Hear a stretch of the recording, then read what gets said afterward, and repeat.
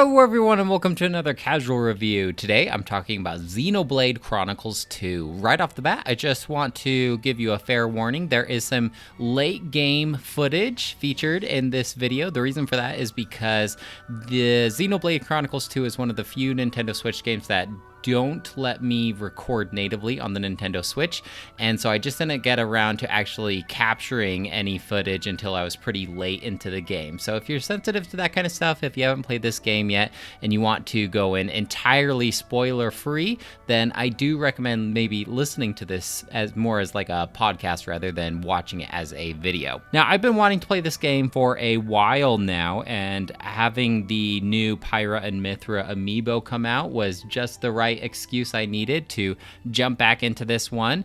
If you haven't been following this channel for a while, I have done a casual review on Xenoblade Chronicles 1 and more of like a prequel DLC add-on individual game. I don't know what to call it, but it corresponds to Xenoblade Chronicles 2, and it's called Torna the Golden Country, I think. If you're interested in those, go ahead and watch them. I have played through Xenoblade Chronicles 3, but it was around a time when I wasn't doing any casual reviews, so maybe hopefully one day in the future I'll get around to playing through that one again. Now, Xenoblade Chronicles is one of those series where if you told me that you hated it, I would totally understand and get it, and I wouldn't even try to argue with you.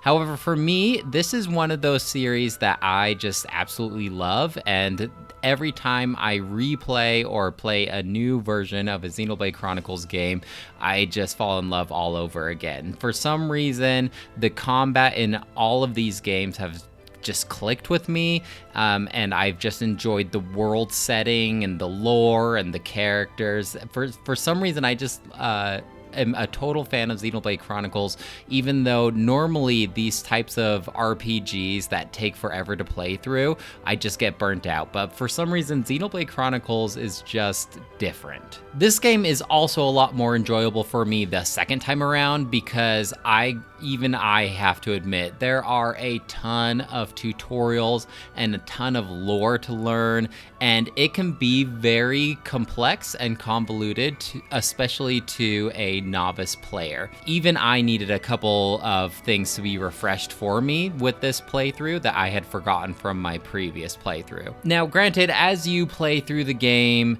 the tutorials get less and less frequent, but you do constantly unlock new features for the combat system, and the combat system can be quite complex, especially by the end of the game. And so I think that they do a good job slowly introducing new stuff for the combat, but not overloading you.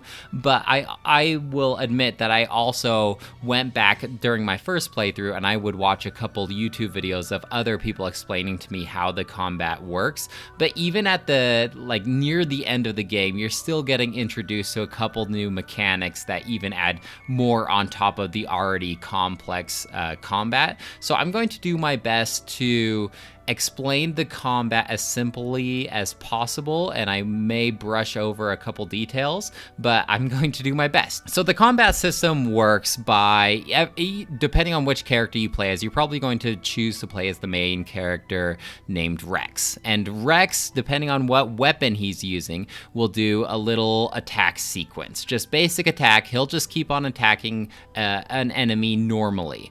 Now, as you attack, you build up these abilities called arts. And so when one of these arts is available, you're going to choose to use the art, and it will do various different things. Like it may lower your aggro, it may just do a strong attack, it may apply a status effect to them. And as you are using these arts, then you can use a special ability, and there's different tiers of the special ability, 1, 2, and 3.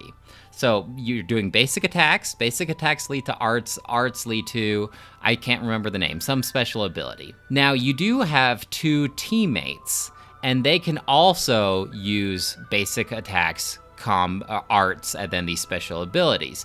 And each weapon that you're using has an element tied to it. So when you use these special abilities, you see up at the top right a little potential combination that you can do using these different elemental special abilities. Once you use these special elemental abilities and you successfully pull off this combo, then you'll do a super strong attack, right? And so let's say that the combo ended with an electrical ability. Then you're going to get an electricity ball revolving around the enemy. So your goal, your objective is to get as many different of these elemental orbs surrounding the enemy. Once you have all of these, then you can perform a super awesome combo thing where you're trying to destroy these orbs. And each orb has a different element, like fire and water, or air, and I think ground, if I'm not mistaken. Anyway, you're going to want to use these opposing elements to try and break these spheres even easier. And once you break those spheres, then you can do more attacks. And I'm just going to stop talking about the combat there because it is already, I'm confusing myself just trying to explain how the combat works. I would just recommend going and watching a YouTube video where somebody else can explain this combat system a lot better than me. Needless to say though, once you have this whole combat system down, this chain of attacks and abilities and combos, it feels so satisfying to pull off a giant attack where you do a ton of damage to these enemies. You can take them from like half health all the way down if you know what you're doing and you can pull off these combos correctly. And maybe that's one of the reasons why this is probably my favorite combat system as far as the Xenoblade Chronicles games go, because each Xenoblade Chronicles combat is different. And for some reason, this one just clicked with me, and when I finally understood how the elemental orbs works and how to pull off these combos, I just always felt such gratification whenever I pulled them off. Okay, so if you're not confused already, let me explain the lore and the story of this game. Like I said earlier, you play as the main protagonist, Rex, but you pick up some homies along the way. Rex is what's known as a driver. He's not initially. Initially, he's like a diver that dives into the ocean to scavenge up these treasure chests. But eventually, he gets enlisted in this job, and he resonates with a core. And a core has like a spirit residing inside it. And this spirit is known as a blade. Now, the blade also comes with a corresponding weapon, so it gets kind of confusing. So drivers resonate with these cores, which releases a blade and a corresponding weapon. Now, blades can come in all sorts of sizes. They can be humanoid, they can be animals, but they all talk, and there's different rarities of blades. You can get the common ones, or there's unique blades that are a little more rare. And we'll get into resonating with cores in a second, but I just want to go back to the story.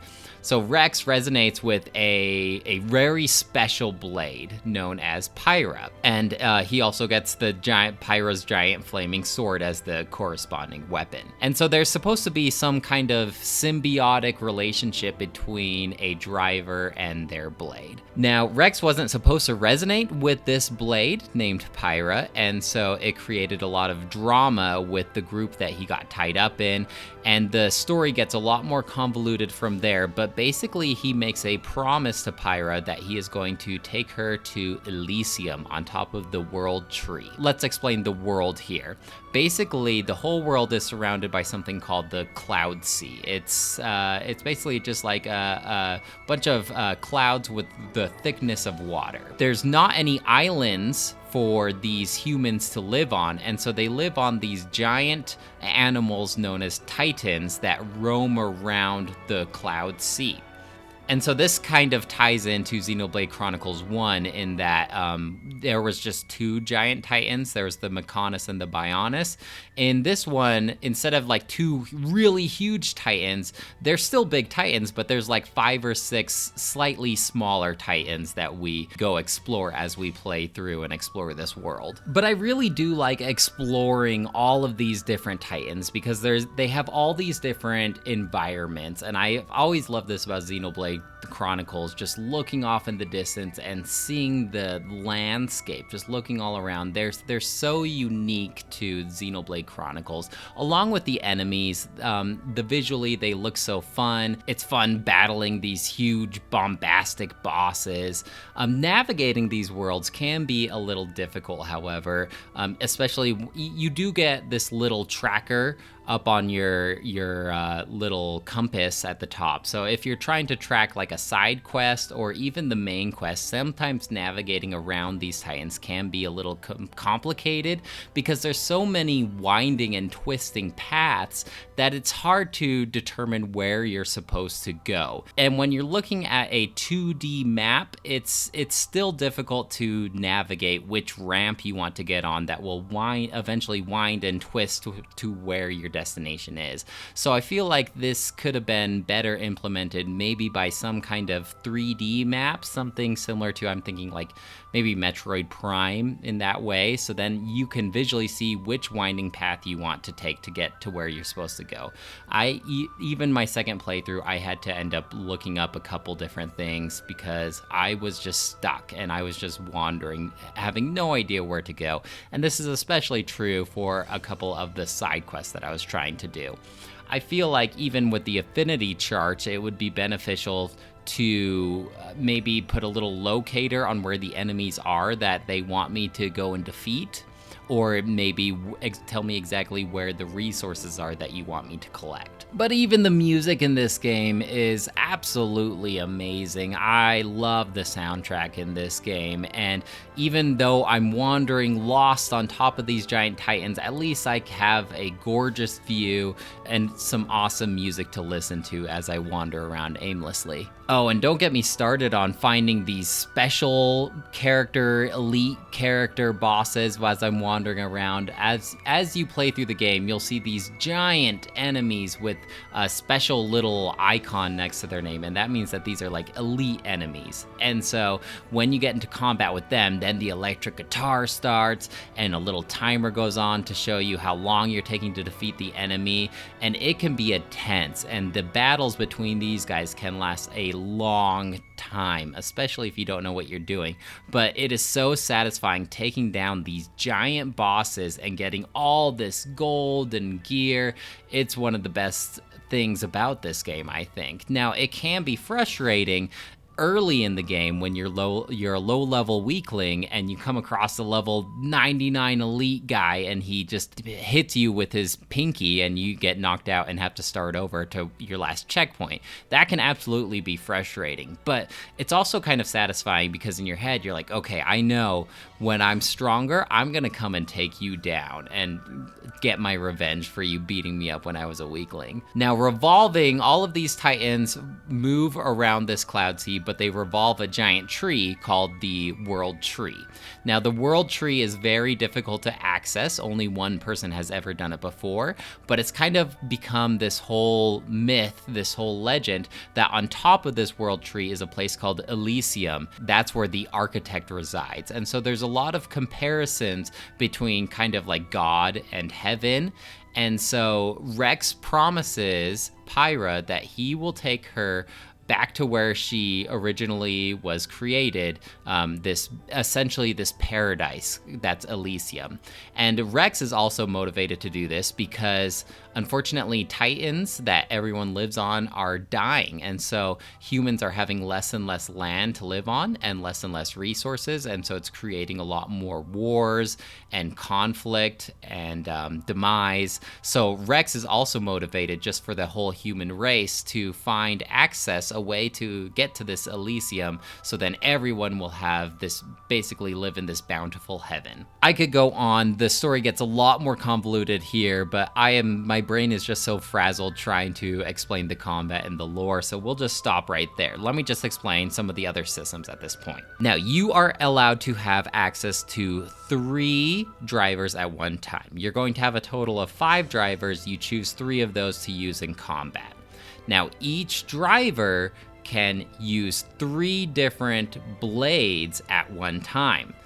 And each blade and each driver both have their own little mechanics and systems and stats and gear that you need to manage. So if you're doing the math, if you want to play through this game effectively, you're going to have to manage at least 12 different characters. That includes, like I said, gear.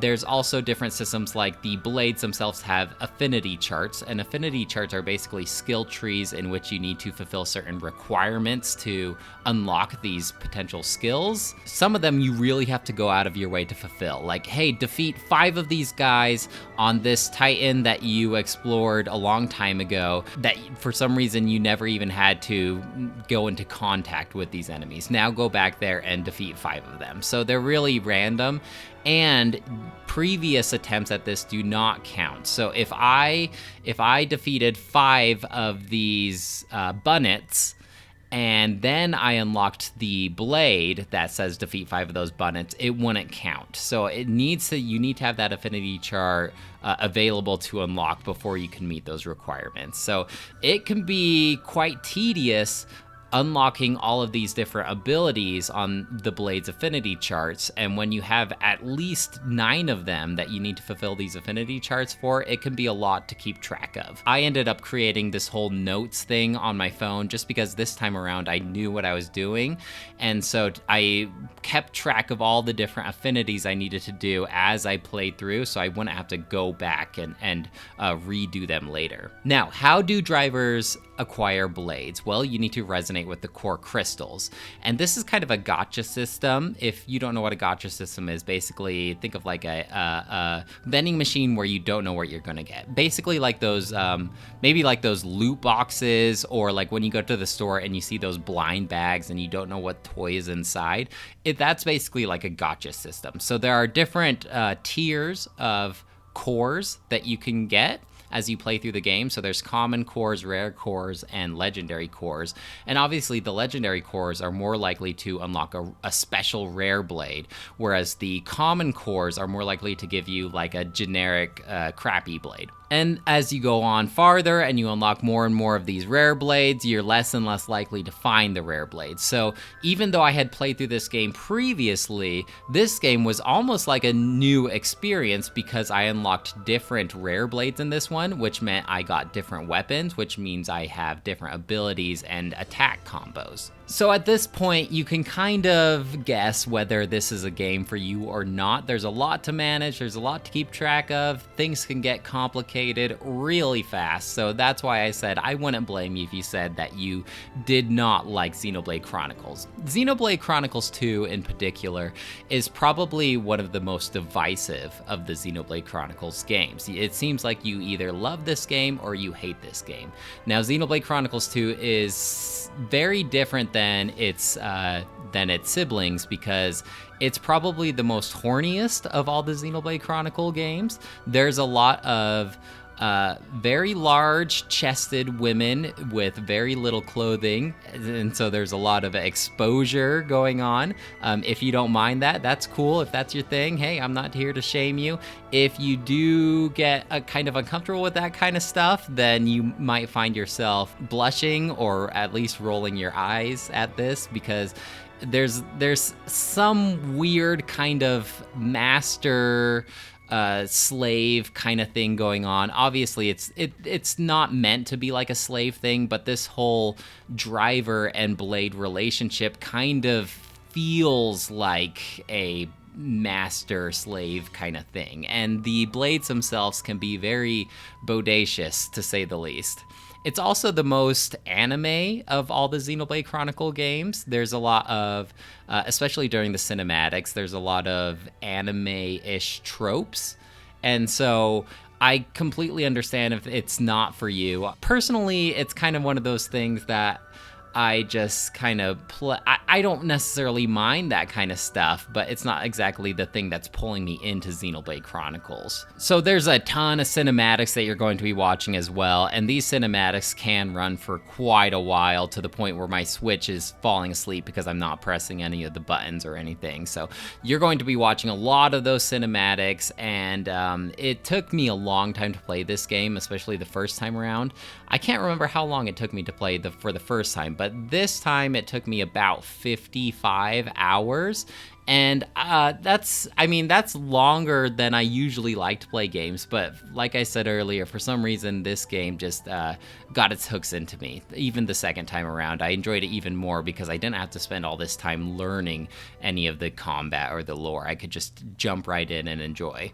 Overall, I will give this game a 5 out of 5. I think that it's an amazing game, but I'm interested to know what you guys think. Like I said, it seems like most of the time, whenever I hear commentary about this game, you either love it or you hate it. And I believe it's the most disliked of the Xenoblade Chronicles games, even though as combat-wise, this is probably my favorite. Also, let me know if you have any questions or comments about Xenoblade Chronicles 2, and I'd love to hear what you have to say. Otherwise, I'll talk to you later. Bye!